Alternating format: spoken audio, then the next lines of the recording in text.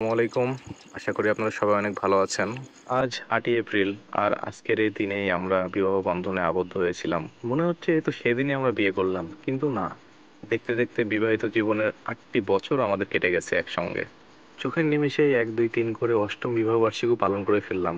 আল্লাহ তাআলার কাছে একটাই প্রার্থনা, এই অষ্টম বিবাহবার্ষিকীর মতো করেই যেন আমরা ৮০তম বিবাহবার্ষিকীও এভাবেই পালন করতে পারি। আর আপনারাও আমাদের জন্য দোয়া করবেন আমরা যেন বাকি জীবনটা এভাবে হাসি খুশিতে কাটাতে পারি।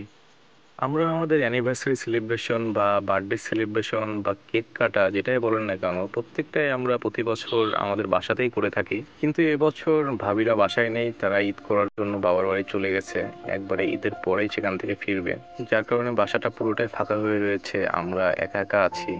আর যাই বলেন না কেন, সেলিব্রেশন কিন্তু একা একা মোটেই জমে না। আর বাড়িতে একা একা সেলিব্রেশন করতে বোরিং লাগছিল, যার কারণে আমরা আজকে প্ল্যান করলাম যে আমরা বাইরে কোথাও গিয়ে সেলিব্রেট করব, কেক কাটবো। আর এখানে আমাদের রাজনগরে কলেজ পয়েন্টের ঠিক পাশে বাগান বিলাস নামে নতুন একটা রেস্টুরেন্ট খুলেছে, যার পরিবেশটা খুবই সুন্দর। তাই ভাবলাম আজকের সেলিব্রেশনটা আমরা এখানেই করব। আর জায়গাটি সম্পর্কে আপনাদের কি বলবো, জায়গাটি যে সত্যিই অসাধারণ সেটি আপনারা দেখলে বুঝতে পারবেন। আর এই জায়গাটির কিন্তু একটা ইউনিক বৈশিষ্ট্য আছে, আর সেটি হচ্ছে যে এখানে সব কিছু বাঁশ দিয়ে তৈরি করা।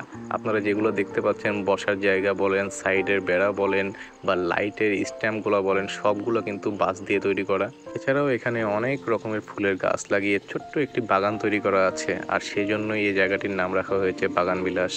এখানে আমি যে সুন্দর কোটিটি পরে আছি, এটি কিন্তু আমার অ্যানিভার্সারি গিফট। আমার ওয়াইফ আমাকে অ্যানিভার্সারি উপলক্ষে এই কোটিটি গিফট করেছে। আর এই গিফটটি কেমন হয়েছে বা এটি পরে আমাকে কেমন লাগছে সেটি অবশ্যই আপনারা কমেন্টে জানাবেন। আর আমার সোনা বাবাটাও কিন্তু আজকে আমার সঙ্গে ম্যাচিং করে শার্ট এবং কোটি পরেছে। সে কিন্তু এখানে এসে অনেক এনজয় করছে, জায়গাটা তার খুবই পছন্দ হয়েছে। আর আমাদেরও পছন্দ হয়েছে, আমরা চারপাশটা ঘুরে ঘুরে দেখছিলাম এবং জায়গাটির বিভিন্ন জায়গায় বসিয়ে দাঁড়িয়ে বিভিন্ন পোজে আমি ঝিলিকের ছবি উঠাই দিচ্ছিলাম। এই বসার জায়গাগুলোর উপর দিয়ে যে ফুল দিয়ে ডিজাইন করা হয়েছে, যদিও এই ফুলগুলা কৃত্রিম ফুল, প্লাস্টিকের ফুল, কিন্তু তারপরেও এগুলোর জন্যই কিন্তু এই জায়গাটা সৌন্দর্য আরো বেশি বৃদ্ধি পেয়েছে। এই জায়গাটির এক কর্নারে ছোট্ট একটি দোলনা বানিয়ে রেখেছে, আর সেটি দেখে ঝিলিকের ওখানে উঠতে ইচ্ছে হয়েছে, যার কারণে আমি ওকে হাত ধরে ওখানে নিয়ে যাচ্ছিলাম। আর হাত ধরে নিচ্ছিলাম তার কারণ হচ্ছে সে অনেক দিন পর শাড়ি পরেছে, শাড়ি পরার অভ্যাস তার মোটেই নেই, যার কারণে তার হাঁটতে একটু কষ্ট হচ্ছিল। যেহেতু সে এখন প্রেগনেন্ট, তার এতটুকু কেয়ার তো নিতেই হবে। এখানে একটা জিনিস আপনারা ভালো করে খেয়াল করেছেন কিনা, যে এই দোলনাটিও কিন্তু সম্পূর্ণ বাঁশ এবং কাঠ দিয়ে তৈরি করা হয়েছে। এই দোলনাটি ঝিলিকের এতটাই পছন্দ হয়, সে ওখানে বসে বসে আমাকে বলে যদি সম্ভব হয় এরকম একটি দোলনা সে বাসাতেও তৈরি করবে। আমার সোনা বাবাটারও কিন্তু এই দোলনাটা খুবই পছন্দ হয়েছে, কিন্তু অত্যন্ত দুঃখের বিষয় যে সে এখানে একা একা উঠতে খুব ভয় পাচ্ছিল, যার কারণে সে নিচে থেকে এটার সঙ্গে খুব খেলা করতেছে, মজা নিচ্ছে। আর এদিকে আমার প্রাইভেট ক্যামেরাম্যান তার ছেলের ছবি উঠাই দিচ্ছে, যদিও সে খুব একটা ভালো ছবি তুলতে পারে না।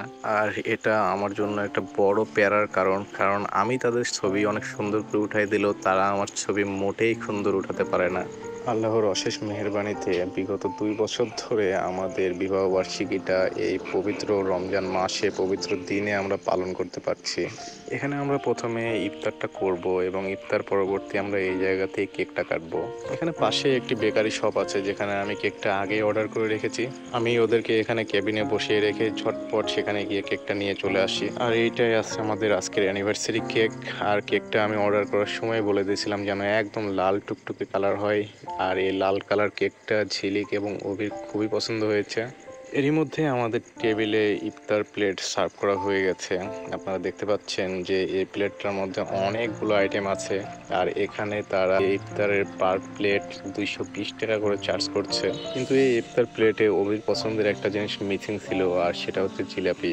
অ্যাকচুয়ালি ইফতারের সময় অভি জিলাপি খেতে খুবই পছন্দ করে। আমাদের ইফতার করা শেষ হতে না হতে ঝিলিক প্যাকেট থেকে বের করে ফেলে, কারণ সে তাড়াতাড়ি কেক কাটার পর্বটি শেষ করে তাড়াতাড়ি বাসায় ফিরবে, কারণ এদিকে অলরেডি সন্ধ্যা হয়ে গেছে। আর সে তো এখন প্রেগনেন্ট, আর প্রেগনেন্সির সময় অনেক কিছু মেনে চলতে হয়। তো এই ছিল আমাদের আজকের সেলিব্রেশন। আপনাদের কাছে যেমনটা প্রথমে বলেছি, প্রথমে আপনাদের কাছে দোয়া চেয়েছি, এখন আবারও চাচ্ছি যে আপনারা আমার জন্য, আমার পরিবারের জন্য অনেক অনেক দোয়া করবেন। আর ভিডিওটি শেষ পর্যন্ত দেখার জন্য আপনাদেরকে অনেক অনেক ধন্যবাদ জানাই।